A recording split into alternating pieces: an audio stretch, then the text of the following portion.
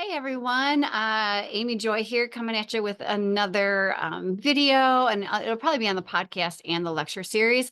If you don't know who I am Amy Joy, the positive psychologist, and I have been working in the human trafficking and trauma field for, well over 10 years and teaching on how to identify and respond to human trafficking, as well as wrote 3 books. So I'll post those in the description. Him, Me, and V, Write Your Story, and Human Trafficking 101, all available on Amazon.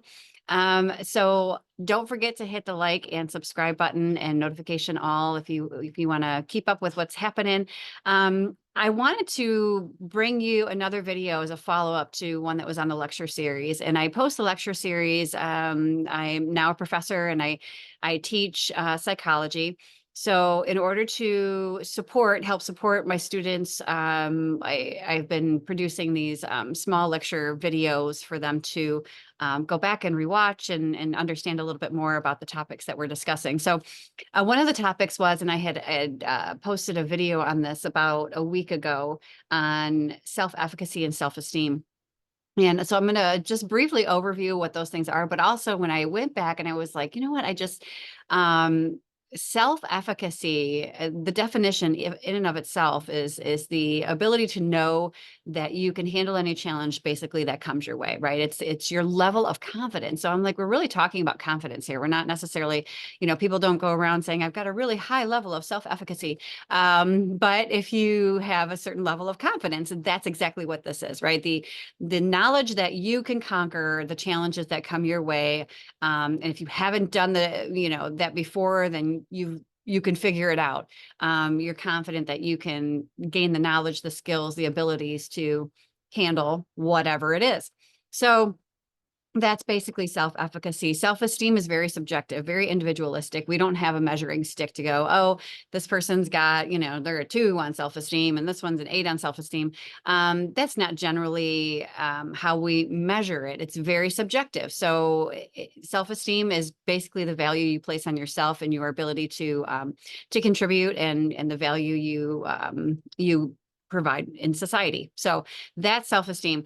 Self-efficacy or confidence is a much greater way to determine success. So those who report higher levels of self-efficacy or confidence also report having better jobs, better pay, better interpersonal and intrapersonal relationships. So relationships with others and relationship with yourself. So your level of confidence, your ability to know that you've got things handled, even if they're difficult, is a much better indicator of success. So self-esteem is just kind of I don't know, kind of value you just throw out there. I mean, like, I have high self-esteem. I will tell you, the higher your self-esteem, if someone's rating off the charts with self-esteem, they're likely a narcissist. So, so take that for what it is. All of those things, self-efficacy, so confidence, self-esteem, all of those things are also wrapped up into what we call our self-concept. Our self-concept is made up of our thoughts, feelings, and behaviors. And our thoughts, feelings, and behaviors combined with epigenetics and things like that is what makes up our personality. So your personality also shapes how you view and respond to your personal reality. So I think those are important things to remember when we're talking about confidence, and your level of confidence is overall, what in the environment has shaped you to think, feel, and do the things you do, and what are the things that you want to shape you to think, feel, and do the things you think, feel, and do. So I think we need to, first of all, pay attention and be self-aware of what that means. So we have to be aware that self-comparison or social comparison. So there's actually social comparison theory out there, and I think I made a video on that as well. But be careful who you compare yourself to, right? So Dr. Jordan Peterson always talks about, don't compare yourself to other groups or your peers or anything like that. The only good measure of how you're growing, how well you're doing, is if you compare yourself to you yesterday. Right? Have you done better today than you did yesterday?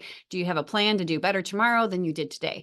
So that is the gauge we should be using when it comes to comparison. So when it comes to self-efficacy and building your confidence, so there are some things. Okay, I got a cat that just jumped in my lap. See, almost lost everything there. All right, that was Milton, by the way. Um, so there are a lot of things that shape, of course, we talked about this already, your personality, your self-concept.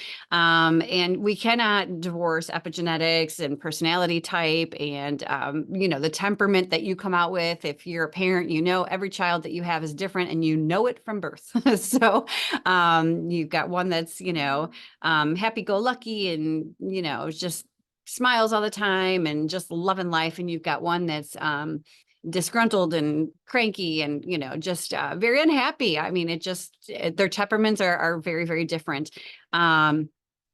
So when it comes to self-concept, when it comes to our developing nature, our developing personality, we are shaped by the information that comes in, right? By our environment. And usually throughout childhood, we are conditioned by our culture, our family, the habits, the traditions, all of those things.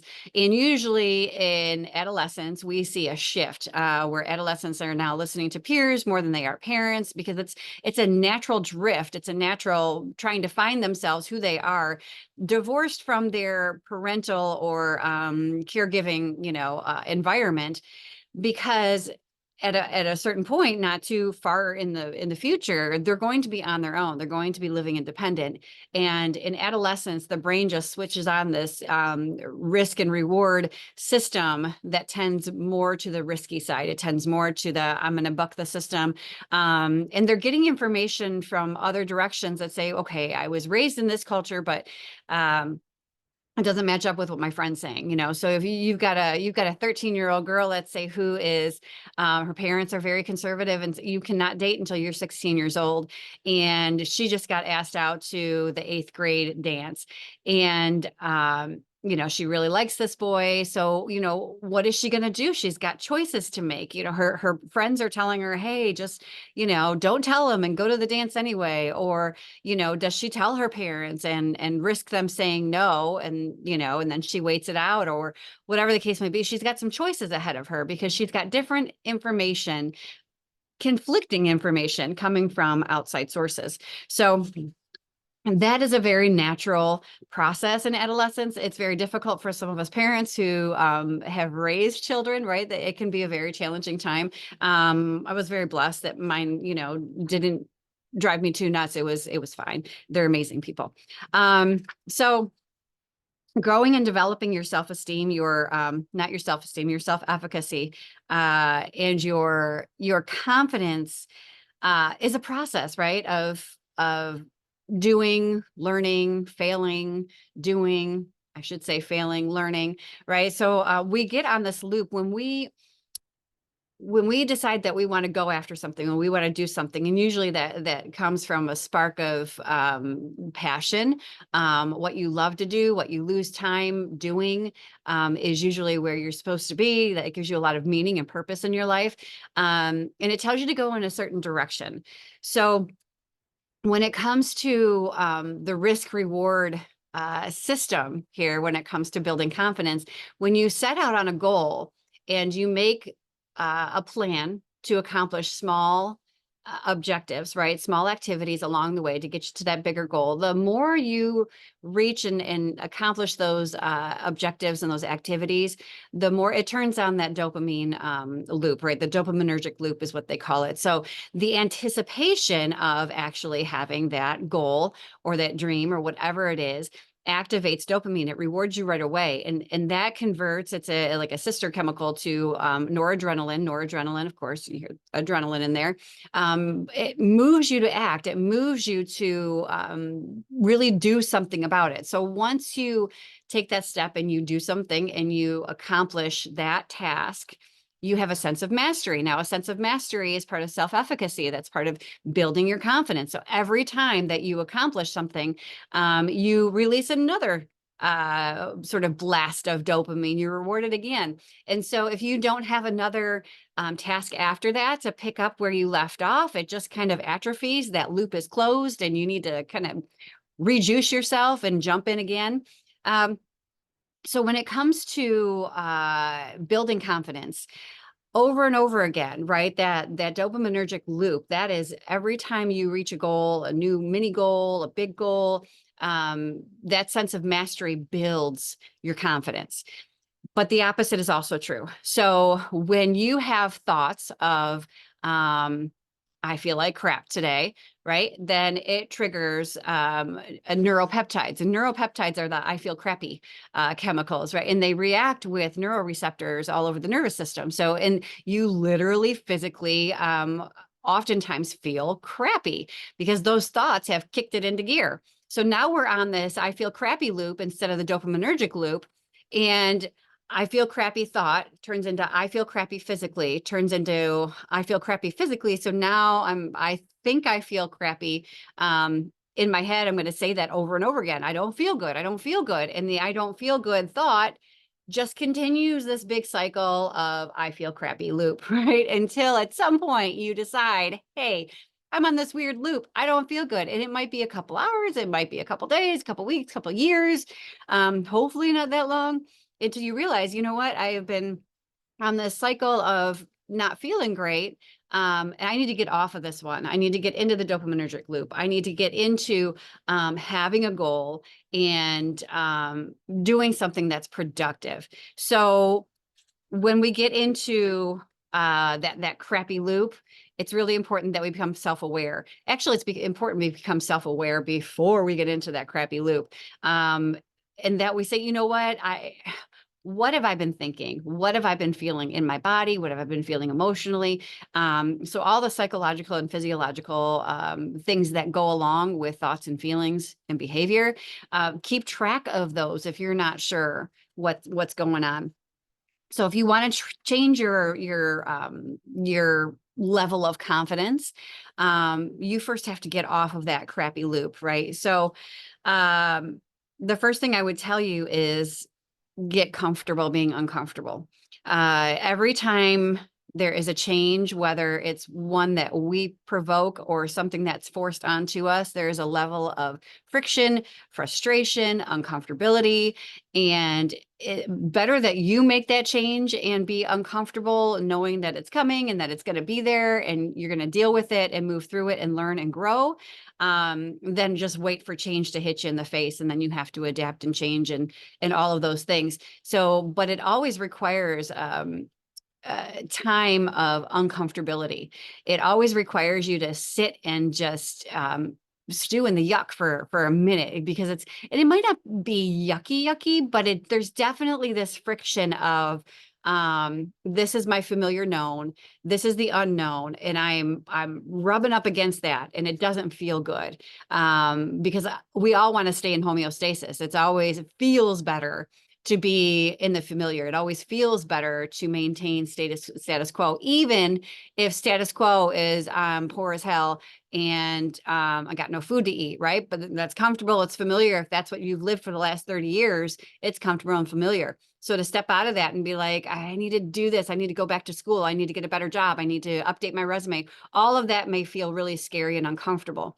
So just know that that's part of change, that's part of growth, that's part of building confidence. Take risks, right? Step out and actually do something. So when you're thinking and you're feeling in alignment, then actions come as a consequence of that. So if you're thinking, I'm going to get a better job, and your emotions match up with you envisioning yourself in this better job and making better money and being able to pay your bills and all of these things, then action comes next. And if you don't take advantage of that adrenaline that comes with the dopaminergic loop, it will fade. So make sure you're jumping on that as soon as you can. Don't think too much, just act. Don't think too much, just act. Get in there as you can. So, but the thing is it's very difficult to change if you blame everybody else for your life circumstances, right? So it's you have drawn in everything that you are currently living. If you are an adult and you're on your own, you cannot blame others anymore for the circumstances of your life. You have thought, felt, and behaved in a way that has created the life that you have. So take some responsibility. And crappy things happen. Trauma happens. People do heinous, horrible things to other people, and I get it. However, if you continue to blame other people for all of those horrible things and for your current living condition, then it'll never change, right? It's not up to them to change what they did. It's up to you to take advantage of the lessons you've learned and move forward from here. So you really need to take responsibility for your life currently and say, you know what? I'm not going to put this on anybody else. This is where I am right now. This is how I can move forward. And I'm going to let that piece go, because every minute that I blame somebody else is every minute that they have the power over my life and they don't even know I'm thinking about them. So I'm not just preaching to you, that's for me too. So another one is to face your fears, right? So a lot of psychologists and therapists go into sort of the it's the face your fears, but it's there's a word for it, confrontation therapy or whatever it is. You know what I'm talking about. So when you actually, like, I fear spiders, so you put them in a room full of spiders, right? But here's the thing: studies have shown that people don't get less afraid when you face your fears. They get more courageous. They get braver. So thoughts are things. Thoughts produce action. Thoughts produce innovation. Thoughts produce products. Thoughts produce. They do not delete. So you cannot back your way out of a situation by ruminating on the lack of or what you don't want, because the thoughts are what you don't want, and you'll draw in more of what you don't want. So instead of saying, I don't want to drink anymore, or I don't want to drink alcohol anymore, right? All the mind and body hears is alcohol, right? Drink alcohol. That's the focus. So where you focus your attention is where your life is basically going. So instead, you know what? Maybe say to yourself, after dinner, I'm going to have some iced tea. I'm going to watch my favorite movie. I'm going to go to bed. Tomorrow, I'm going to wake up refreshed and feeling great. So there was no mention of alcohol in there or not doing something. But always focus on the affirmative, always focus on the positive, the forward movement of where you want to go, and not where you don't want to go or what you don't want to happen, but what you do want to happen. It's like when we talk to, toddlers and children, and we don't, don't pull the dog's tail. All they hear is pull the dog's tail. Okay. Because that's where the focus is. So again, keep in mind just the affirmative, not the negative. So I will tell you this: everybody starts from nothing. Everybody starts with, no grades, no degree, no great job. Everyone starts at zero. And every time we step into something new, there's a risk of imposter syndrome. So I did a little thing on imposter syndrome a while back, but imposter syndrome is basically that not feeling worthy of what you're actually doing, or feeling somehow like you're a fraud, that you're performing what you're doing or whatever it is. So imposter syndrome happens every time we step into, or can happen every time we step into something new. And it's because we're not experts yet. It's because we're still learning. We're still working it out. We're still at a place where we're like, I'm not sure what the heck I'm doing. Right. But if you're in that job, you're in that position, you've been doing the same skills and abilities, and you have the knowledge and the intellect to do what you're doing. After a while, you are the expert, and it doesn't feel like you're being an imposter anymore. So just know that everybody feels that way at some point, especially when they're starting out on something new. So it's very much a part of growth. So, some people don't feel necessarily like that, but I think almost everybody does, unless you're an extreme narcissist. So, one of the things that could trip you up big time, and had for me for a long time, and we need to some degree, care about what other people think. But when it comes to your own goals and passion, your desires, if you care what others think too much, you won't go anywhere, because there's always going to be somebody out there who's going to be a naysayer, who's going to say, no, that's not how it goes, or you're wrong, or you shouldn't have said that, you shouldn't have done that, you blah, blah, blah, blah, blah, blah, blah. There are going to be crappy people out there who always spread rumors. Every profession I've had, no doubt, every place I've worked, there has been nasty rumors spread by, coworkers, or, or even management, or whatever the case might be. And online, I'm sure I'm going to get some hate eventually. And I'm very new now, so I haven't gotten any hate just yet. So I'm just waiting for it, but it's all good. So be careful if you're a people pleaser. don't let people stop you from doing what you know you were meant to do and what gives you meaning and purpose. So yeah. So a couple of tips on how to really build your self-confidence. First of all, being self-aware, right? So be aware of your thoughts, feelings, and actions. If you need to, even for like a couple of weeks, really write down, by the hour. And I need to get back to this as writing a little bit more than I do now, but journaling, what have I been thinking about? What is my body feeling? And what are my emotions like, and really take stock of what's going on during the day. We have thousands of thoughts that just pop into our heads, and most of them negative, most of them just really crappy thoughts about ourselves, the world, our friends, our family, whatever. So take those thoughts and go, oh, wait a minute, this is not perhaps the way I want to be thinking or directing my life. So take stock of that. I would ask yourself too, if you don't know where you're headed, if you don't know what your purpose is or how to find meaning in the life that you have, start by asking yourself, what is your passion? When you start talking about something, what is that thing that fires you up, where people you can visibly see it, you can hear it in their voice, that it just fires them up. Right. It's those activities that we lose time doing. That is passion. That is heart. So follow those intuitive nudges, follow those hunches, and those desires. So I ask yourself, what am I good at? And not just ask yourself, what are you good at, but what do your friends and family say that you're good at? And really, so for forever, I love my grandmother to pieces. She passed a few years ago, but she always said, and I had not been a teacher until recently, and for years she introduced me as a teacher. I'm like, no, Grandma, I'm a social worker, right? I'm like, no, I run a company. And she just, from the time I was probably 18, 19 years old, Amy's going to be a teacher. Amy's going to be a teacher. And sure enough, she saw something in me that I don't think I saw until much later in life. But so it's important to take in what others are saying about you. And then what do you know? What is your knowledge? What is your intellect? What can you use now? What can you build upon? What are your abilities? What are you capable of doing? So if you don't know how to do something now, is there a way for you to learn?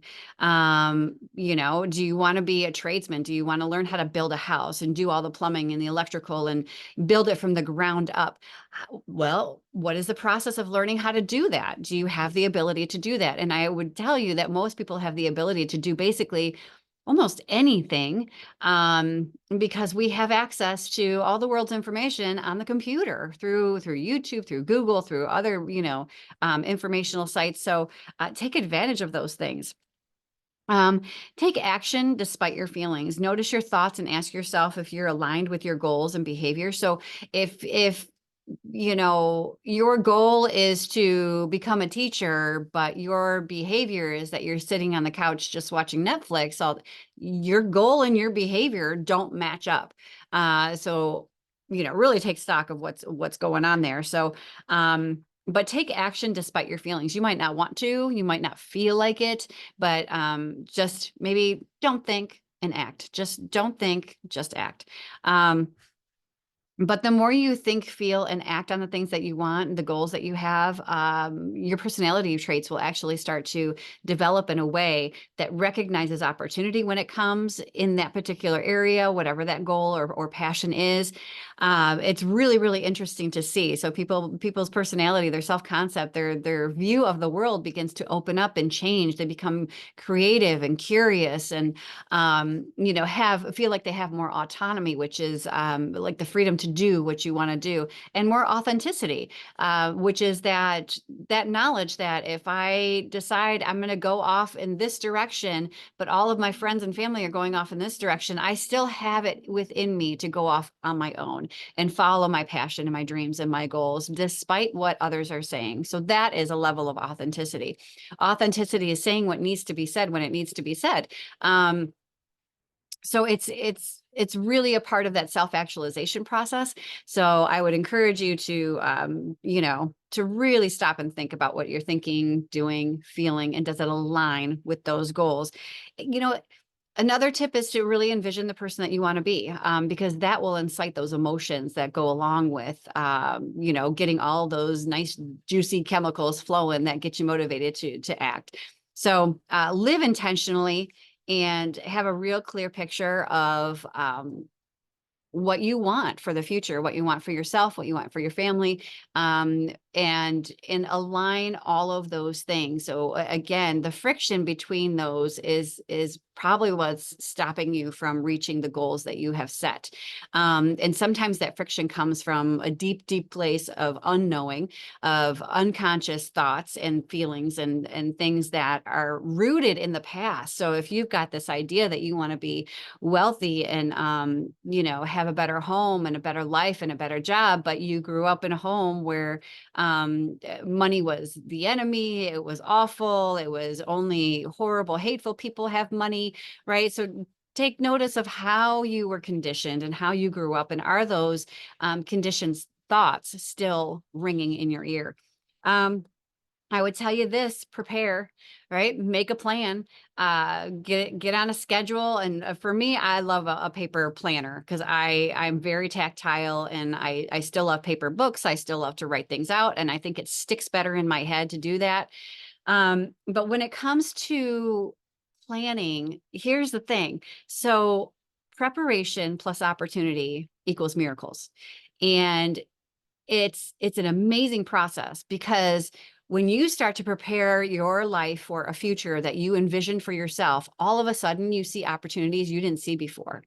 I'm sure you've heard it before, but if you ask somebody to look around a room and notice everything that's red, and then close their eyes and then tell you everything that's red, they can tell you. But if you say, can you tell me everything that's green? Well, nope. Right? They weren't paying attention to what was green. What we pay attention to is what comes into our focus. So if we're paying attention to the life that we want to have, the opportunities that are there will show up for us. So if you are prepared and the opportunity presents itself, guess what? You can step right into that opportunity. Miracle. So I know some people will bug me, and there's a difference between, like Jesus miracles and that, but preparation plus opportunity, miracles. So if you don't prepare, you're going to miss out on those incredible, incredible miracles.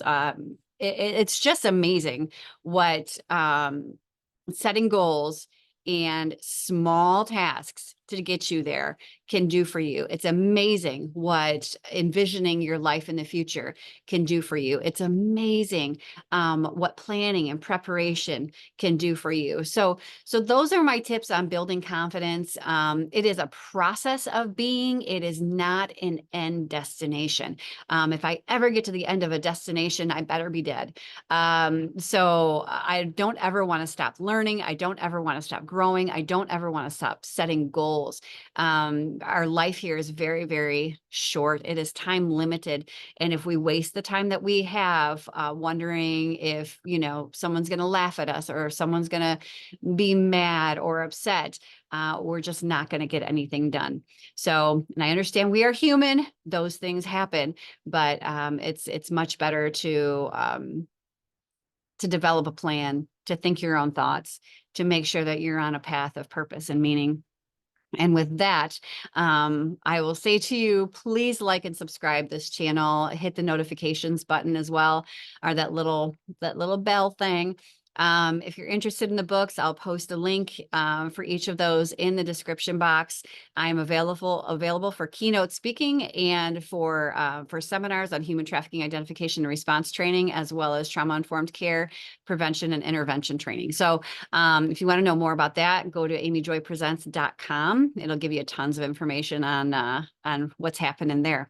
So with that, I bid you adieu and have a wonderful day. Bye-bye.